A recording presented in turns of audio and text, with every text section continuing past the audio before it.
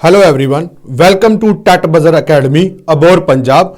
मैं मिथुन इंदौरा आप सबके समक्ष लेकर आया हूं हिंदी साहित्य से बहुत अधिक महत्वपूर्ण रहने वाले क्वेश्चन। ठीक है, ये एमसीक्यू साथियों आपके लिए जो है आगामी परीक्षाओं में जो है आपको सफलता दिलाने में काफी जो है सहायक होंगे। ठीक है साथियों, भिन्न भिन्न कालों से हैं ये। ठीक है, जैसे कि आदिकाल, भक्ति काल, रीतिकाल और आधुनिक काल।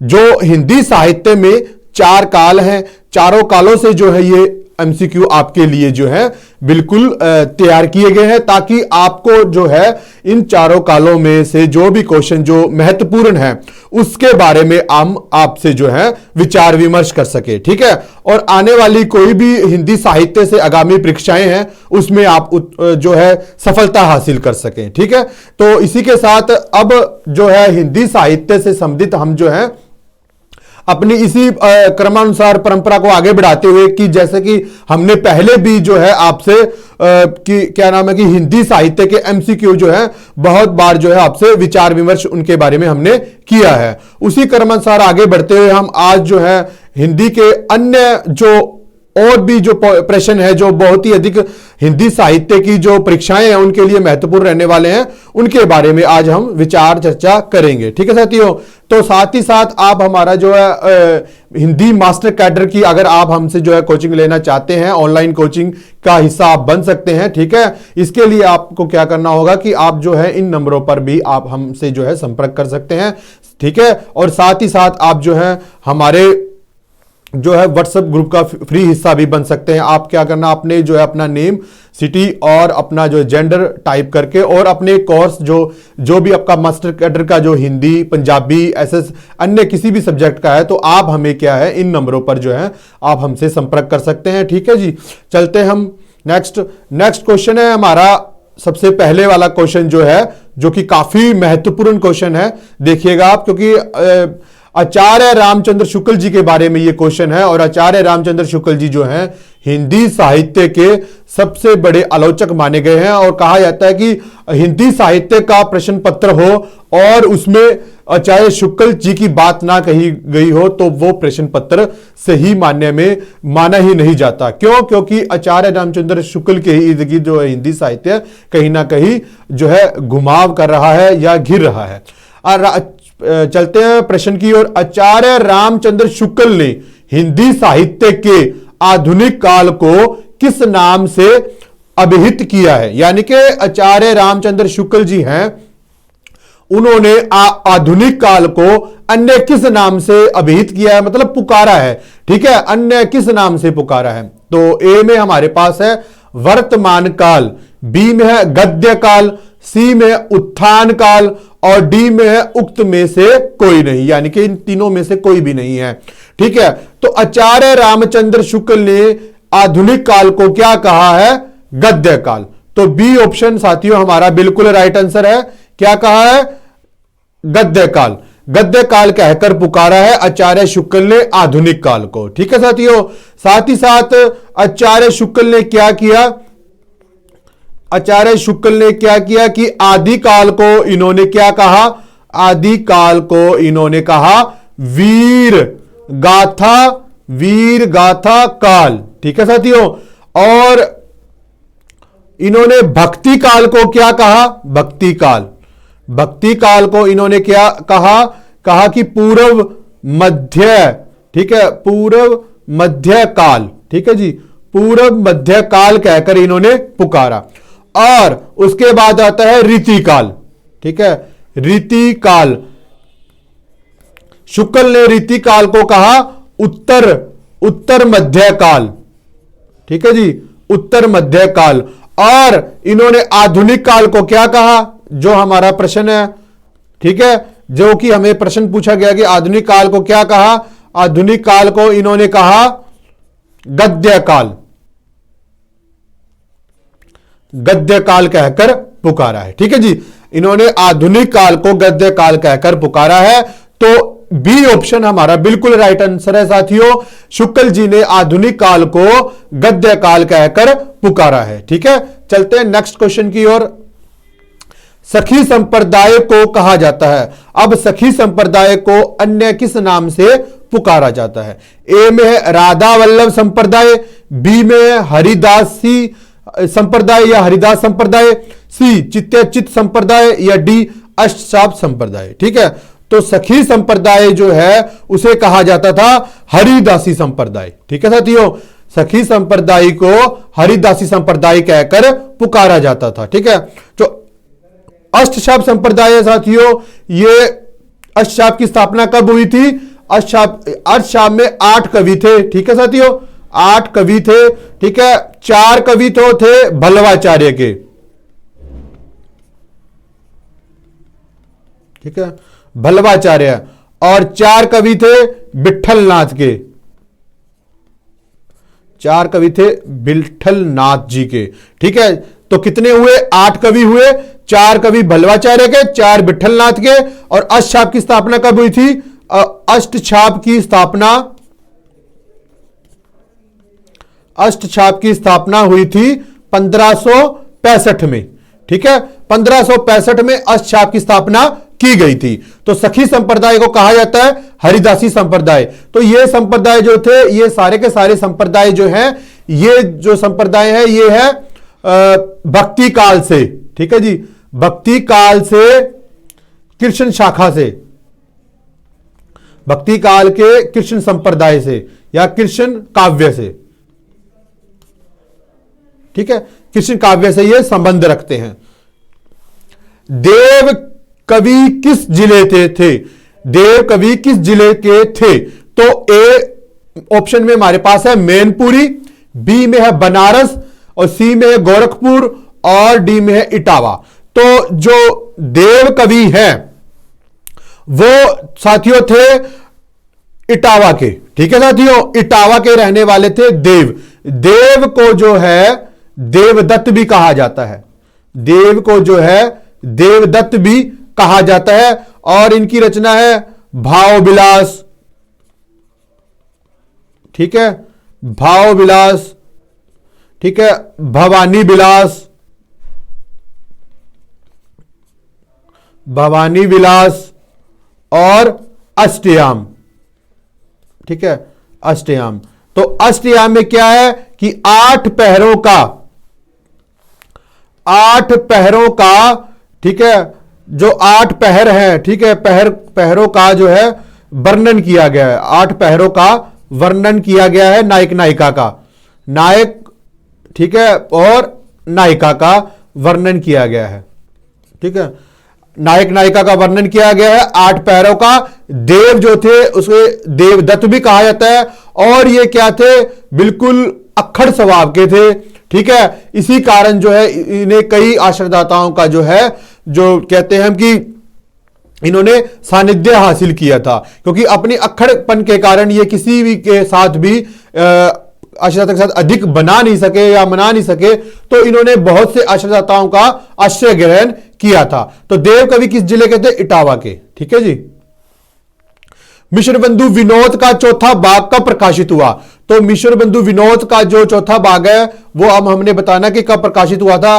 तो ए 1934 ईस्वी में, बी 1913 में, सी 1910 में, या डी 1900 में। तो मिश्र बंधु विनोद का जो चौथा भाग प्रकाशित हुआ वो हुआ 1934 में। ठीक है, मिश्र बंधु विनोद जो है,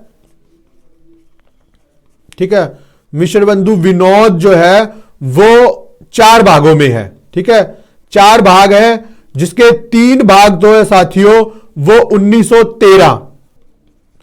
1913 ईस्वी में प्रकाशित हुए। ठीक है, 1913 में प्रकाशित। ठीक है, और जो चौथा भाग है, ठीक है, जो चतुर्थ भाग है वो साथियों हुआ 1934 में। 1934 में प्रकाशित हुआ। ठीक है, 1934 में यह प्रकाशित हुआ था। ठीक है, तो चौथा भाग। मिश्र बंधु 3 भाई थे, श्याम बिहारी, ठीक है, शुकदेव बिहारी और गणेश बिहारी। ठीक है, तो ये कितने भाई थे? 3 भाई थे। ठीक है, और 3 भाई थे और 4 भाग थे मिश्र बंधु विनोद के 1913 में, और 1913 में 3 भाग और चौथा भाग था 1934 में। ठीक है साथियों, तो हमारा आंसर है 1934। चलते हैं नेक्स्ट क्वेश्चन की ओर। निम्नलिखित में से कौन हनुमान चरित्र का रचयिता है? अब हमने साथियों बताना है कि हनुमान चरित्र का जो है वो कौन है। ठीक है, तो हनुमान चरित्र का जो रचनाकार है वो कौन है, ये अब हमने देखना है। ए नाभादास, बी तुलसीदास, सी अग्रदास और डी रायमल पांडे। तो हनुमत चरित्र का जो रचनाकार है, हनुमत चरित्र का जो रचनाकार है वह रायमल पांडे। ठीक है जी, हनुमत चित्र का जो रचनाकार है वो है रायमल पांडे। नाभादास का है भक्तमाल। ठीक है, तुलसीदास का है रामचरितमानस।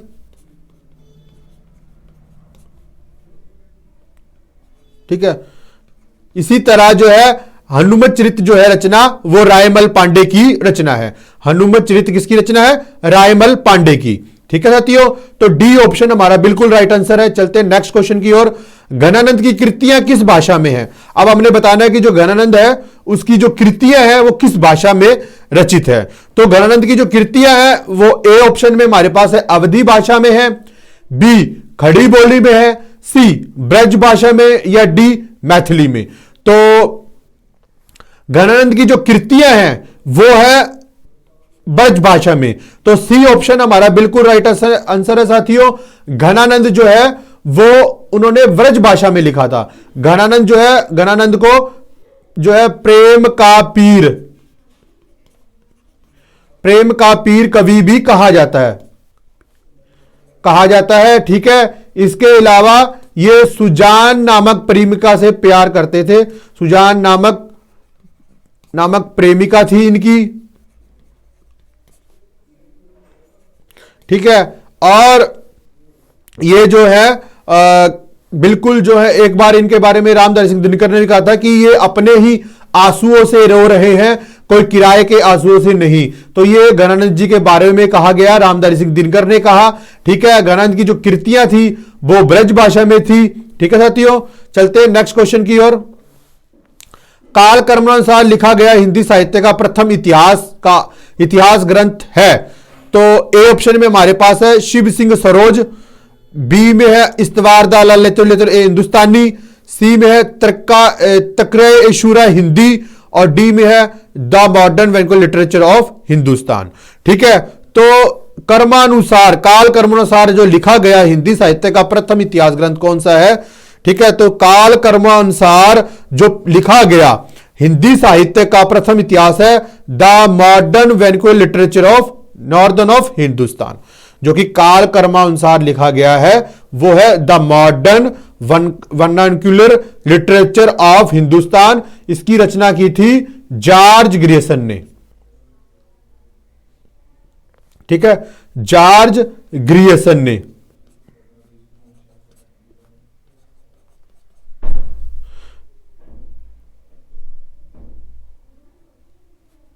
ठीक है, जॉर्ज ग्रियर्सन ने इसकी रचना की थी।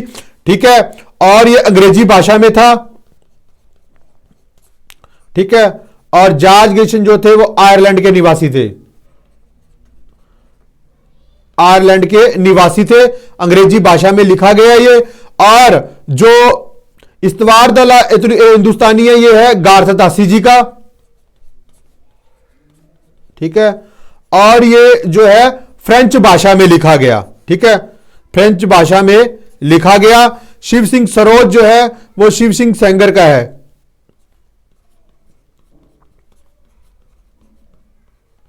शिव सिंह सेंगर का है। ठीक है, और ये जो है इसमें क्या है कि ये सबसे हिंदी में रचित है।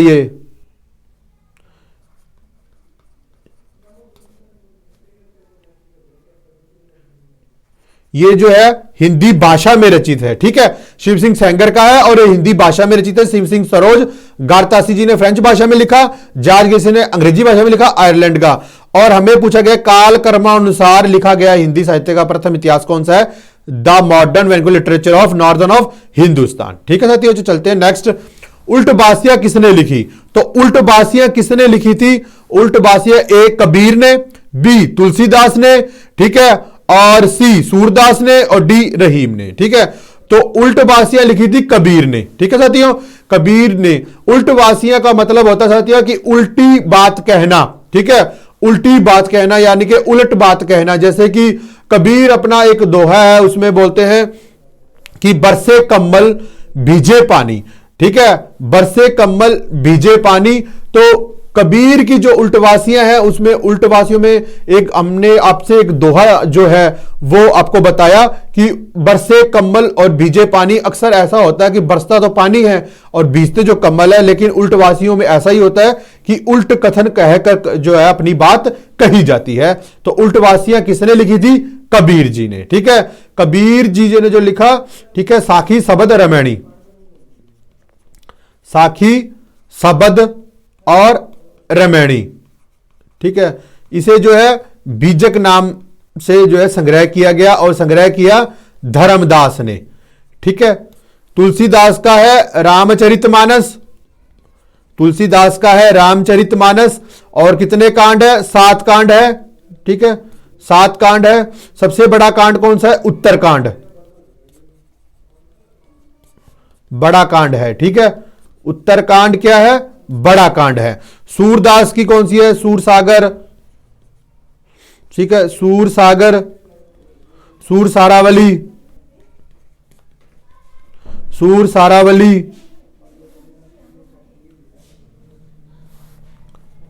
ठीक है, और साहित्य लहरी, साहित्य लहरी। और रहीम की है मदनाष्टक। ठीक है, तो ये थे हमारे कुछ कवि जिनके बारे में आपको थोड़ा बहुत जो अभी दिमाग में है आपको बता दिया गया, लेकिन बहुत कुछ इनके बारे में आगे भी हम जानेंगे। ठीक है, उल्टवासियां किसने लिखी थी? तो कबीर ने लिखी थी। ठीक है, चलते हैं नेक्स्ट। बिहारी सत्सई में दोहे हैं। तो बिहारी सत्सई में दोहे कितने हैं? ए 500 है, बी 718 है, सी 713 है या डी 717 है। तो बिहारी सत्सई में साथियों 713 दोहे हैं। ठीक है, बिहारी जो है, बिहारी क्या है? बिहारी रीति सिद्ध। ठीक है, रीति सिद्ध कवि हैं। बिहारी क्या है? रीति सिद्ध कवि है। मात्र एक रचना से ही बिहारी जो है हिंदी साहित्य में काफी जो है प्रसिद्ध हो गए थे और वो थी बिहारी सत्सई, जिसमें 713 दोहे हैं। अधिकांश साहित्यकारों के अनुसार हिंदी के प्रथम कवि हैं। अब अधिकांश जो साहित्यकार हैं उन्होंने किस जो कवि को जो है हिंदी का प्रथम कवि माना है? ठीक है, ए कबीर, बी सूरदास, सी सरपपाद या डी विद्यापति। तो सबसे अधिक जो माना गया है वो माना गया सरप्पा को। ठीक है, सरप्पा को माना कि इन्होंने है सरप्पा को माना है राहुल, ठीक है, सांस्कृत्यायन ने। राहुल सांस्कृत्यायन ने इन्हें हिंदी का पहला कवि माना। ठीक है जी, हिंदी का प्रथम कवि।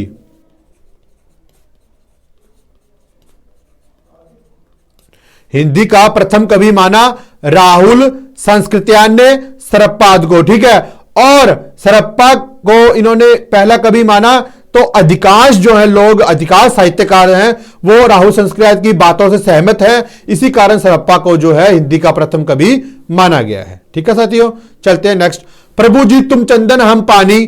पंक्ति है ए संत दादू दयाल की, बी रैदास की, सी संत पिप्पा की या डी संत पलटू दास की।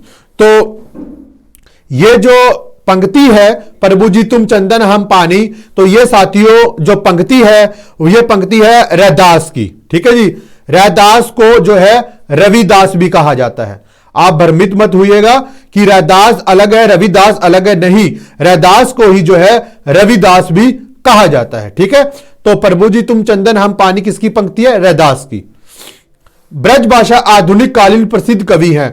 अब ब्रज भाषा के जो आधुनिक कालीन जो कवि हैं वो कौन है? ठीक है, वो कौन माने जाते हैं ब्रज भाषा के आधुनिक कालीन जो कवि हैं? तो साथियों हमारे पास है मैथिली शरण गुप्त, ए में, बी में हरिओद, सी में जगन्नाथ दास रत्नाकर और डी में है भारतेंदु हरिश्चंद्र। तो ब्रज भाषा आधुनिक कालीन प्रसिद्ध कवि है जगन्नाथ दास रत्नाकर। ठीक है, और इनका है उद्धव शतक। ठीक है, उद्धव शतक इनकी जो है रचना मानी गई है। ठीक है, तो उद्धव शतक, उद्धव शतक इनकी रचना मानी गई है। ठीक है, और जगन्नाथ रत्नाकर जो हैं वो ब्रज भाषा के आधुनिक कालीन कवि जो है, प्रसिद्ध कवि माने जाते हैं। ठीक है साथियों, तो चलते हैं नेक्स्ट क्वेश्चन की ओर। हिंदी साहित्य के इतिहास लेखन की परंपरा का सूत्रपात किसने किया?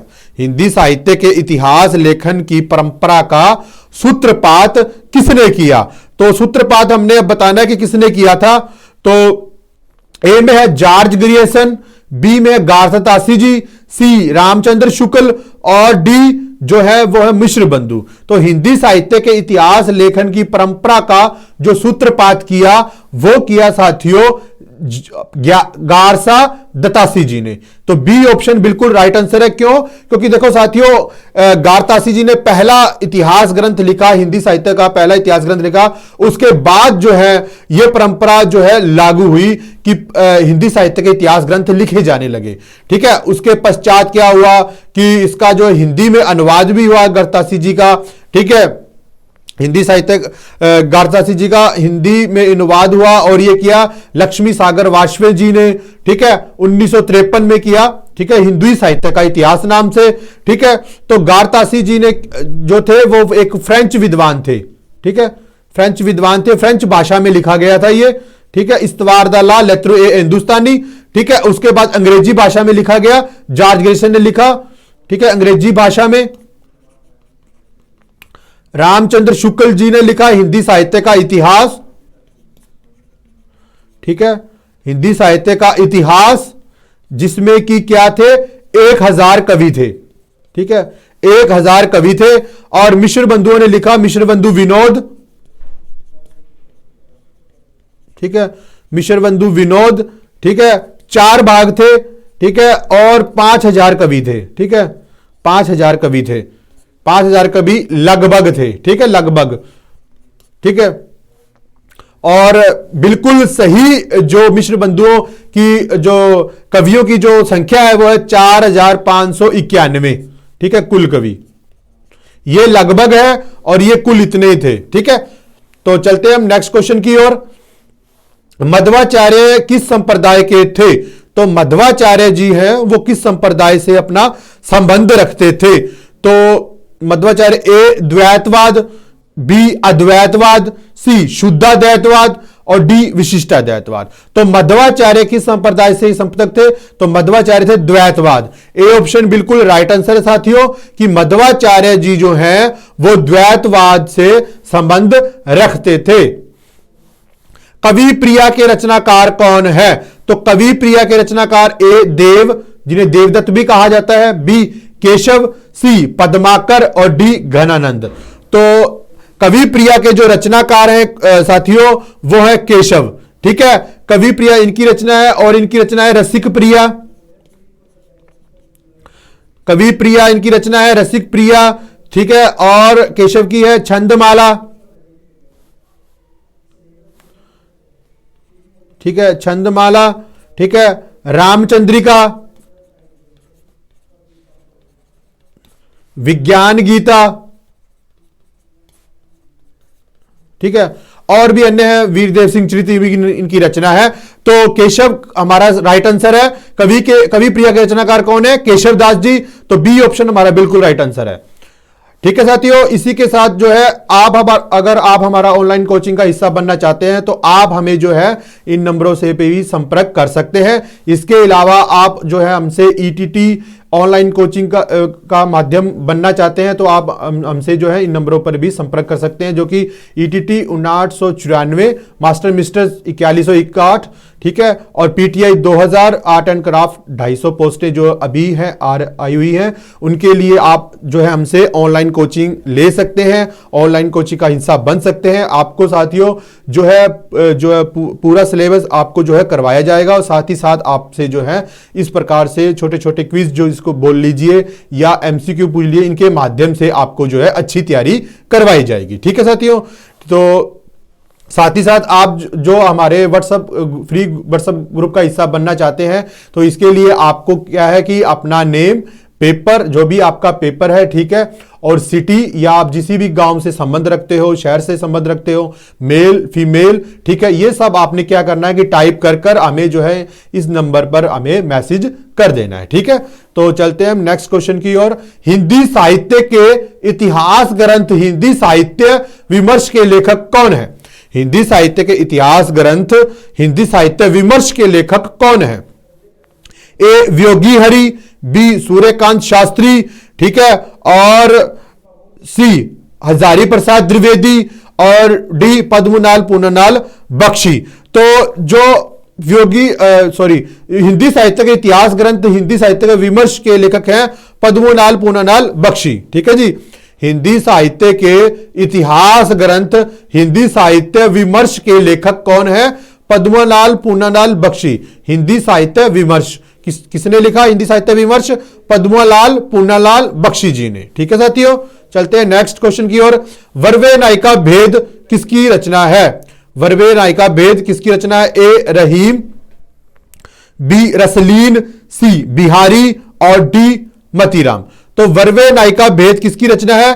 रहीम की रचना है। तो वर्वे नायिका भेद किसकी रचना मानी गई है? रहीम की रचना मानी गई है। इसमें जगन्नाथ दास रत्नाकर की कृति छाटिए, ठीक है। तो जगन्नाथ रत्नाकर की कौन सी कृति है इसमें? ए उद्धव शतक, बी भ्रमर गीत, सी गीतावली, डी रशिमरथी। तो जगन्नाथ रत्नाकर की रचना जो है वो है साथियों उद्धव शतक, जो कि हमें अभी जो कुछ क्षण पहले हमने देखी थी, ठीक है। जगन्नाथ रत्नाकर जो है वो आधुनिक काल के ब्रज भाषा के कवि, प्रसिद्ध कवि ब्रज भाषा के माने जाते हैं। तो वो है जगन्नाथ दास रत्नाकर और उनकी कृति का नाम है उद्धव शतक। तो हमारा ए ऑप्शन बिल्कुल राइट आंसर होगा साथियों। हिंदी साहित्य के प्रथम काल को आदिकाल नाम किसने दिया?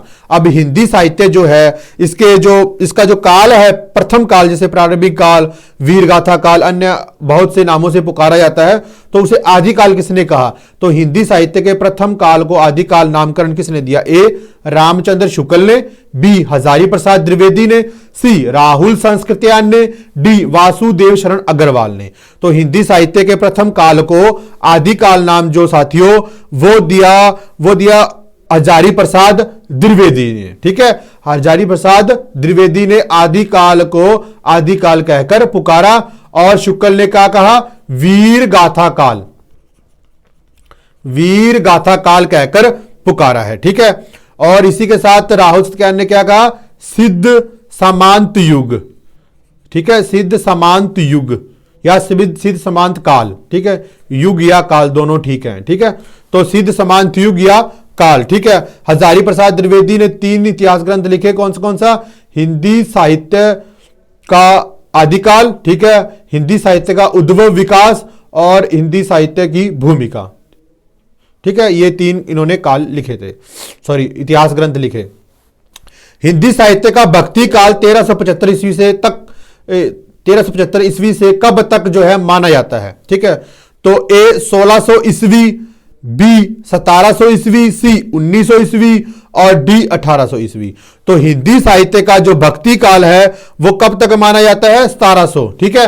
1700 से 1375 से 1700 ईस्वी तक जो है भक्ति काल माना जाता है। और रीतिकाल जो माना जाता है साथियों, रीतिकाल, ठीक है, वो माना जाता है 1700 से, ठीक है, 1700 से 1900 तक, ठीक है, 1900 तक माना जाता है। शिवराज भूषण के रचयिता का कवि कौन है? शिवराज भूषण जो रचना है उसके शिवराज भूषण के रचयिता कवि कौन है? ए घनानंद, बी बिहारी, सी पद्माकर, तो डी भूषण। तो इसका सही आंसर है भूषण, ठीक है। भूषण जो है वो वीर रस के कवि हैं, ठीक है। शिवराज भूषण किसकी रचना है? भूषण कवि की रचना है। और जो शिवराज भूषण है जो भूषण है वो वीर रस के कवि माने गए हैं। विशिष्टाद्वैतवाद के प्रस्तुता कौन है? ए रामानुजाचार्य, बी रामानंद, सी शंकराचार्य, डी मध्वाचार्य। तो विशिष्टाद्वैतवाद के जो रचनाकार हैं वो है रामानुजाचार्य, ठीक है साथियों, कौन है? रामानुजाचार्य जो है विशिष्टाद्वैतवाद के आचार्य माने जाते हैं। आचार्य हरिप्रसाद द्विवेदी के अनुसार निम्नलिखित संप्रदायों का सही अनुक्रम क्या है? तो ए में है ब्रह्म संप्रदाय, सकनादी संप्रदाय, श्री संप्रदाय और का संप्रदाय। ठीक है, सकनादी संप्रदाय, ब्रह्म संप्रदाय, श्री संप्रदाय और जो है संप्रदाय, श्री संप्रदाय, ब्रह्म संप्रदाय, रुद्र संप्रदाय, संक्रांति संप्रदाय। डी में है रुद्र, श्री संप्रदाय, ब्रह्म संप्रदाय और संक्रांति संप्रदाय। तो इसका सही आंसर साथियों ए बी सी डी में से सही आंसर बिल्कुल है, वो है सी ऑप्शन, श्री संप्रदाय, ब्रह्म संप्रदाय, रुद्र संप्रदाय और संक्रांति संप्रदाय। ठीक है, महाकवि भूषण की रचना है, महाकवि भूषण की रचना कौन सी है? ए रेणुका, बी चितंबरा, सी दीपशिखा और डी सी दीपशिखा और डी छत्रसाल दशक। तो इसकी जो रचना है वो डी है। ठीक है, छत्रसाल दशक महाकवि भूषण की। सूची का मिलान कीजिए, सूची प्रथम सूची का मिलान हमने सूची जो द्वितीय है उससे करना है। ठीक है, आचार्य रामचंद्र शुक्ल, आचार्य रामचंद्र शुक्ल के इतिहास ग्रंथ का नाम क्या है?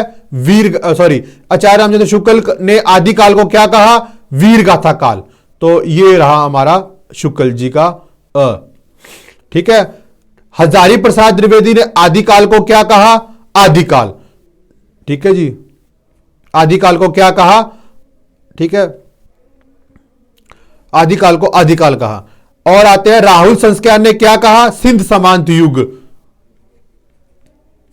ठीक है, मिश्र बंधुओं ने क्या कहा? आदिकाल को प्रारंभिक काल। ठीक है, क्या कहा? प्रारंभिक काल। तो ये रहा।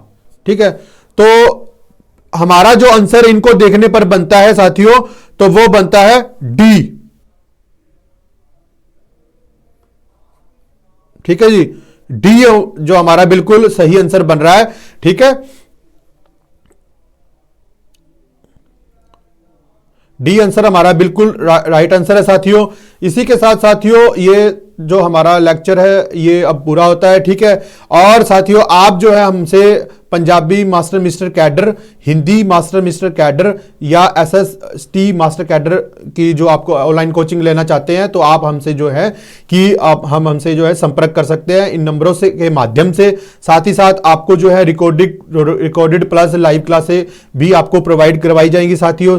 और साथ ही साथ इस तरह के जो एमसीक्यू हैं आपको बहुत सहायक होंगे आगे की और मतलब आगामी परीक्षाओं के लिए। हमारा फ्री डेमो देखने के लिए भी आप टेट बजर की ऐप को गूगल प्ले स्टोर से इंस्टॉल कर सकते हैं। ठीक है, और इसी के साथ आप जो है हमारे फ्री व्हाट्सएप ग्रुप का हिस्सा बनने के लिए जो आप हमें नेम अपना, सिटी यानी कि शहर या गांव का नाम अपना, कोर्स कोई भी है जैसे master cadre Hindi, Punjabi, SST किसी भी तरह का अगर आप कोर्स लेना चाहते हैं, तो आप ऑनलाइन कोचिंग लेना चाहते हैं, तो आप उस कोर्स का जो हमें टाइप कर कर मेल फीमेल, तो आप इन नंबरों पर भी हमसे संपर्क कर सकते हैं। और आप हमारी जो ऐप है उसको भी आप जो है डाउनलोड कर सकते हैं। ठीक है, तो फ्री डेमो के लिए आप हमारी ऐप को भी जो है विजिट कर सकते हैं और डेमो देख लेंगे आप प्ले स्टोर से, टेट बजर एप्लीकेशन हो तो आप उसको डाउनलोड कर सकते हैं। ठीक है साथियों, तो ये था हमारा आज का ठीक है एमसीक्यू, जो कि काफी महत्वपूर्ण क्वेश्चनों के पर हमने विचार विमर्श किया। ठीक है, आशा करते हैं ये इस प्रकार के जो क्वेश्चन है आपको जो है आगामी परीक्षाओं के लिए काफी सहायक होंगे और आपकी जो है अच्छे से हिंदी मास्टर कैडर की अच्छे से तैयारी हो सकेगी। ठीक है साथियों, और इसी के साथ अब हमसे आपसे इजाजत चाहते हैं। ठीक है, और मिलते हैं अन्य कुछ महत्वपूर्ण प्रश्नों के साथ नेक्स्ट लेक्चर में। ठीक है साथियों, तब तक के लिए धन्यवाद।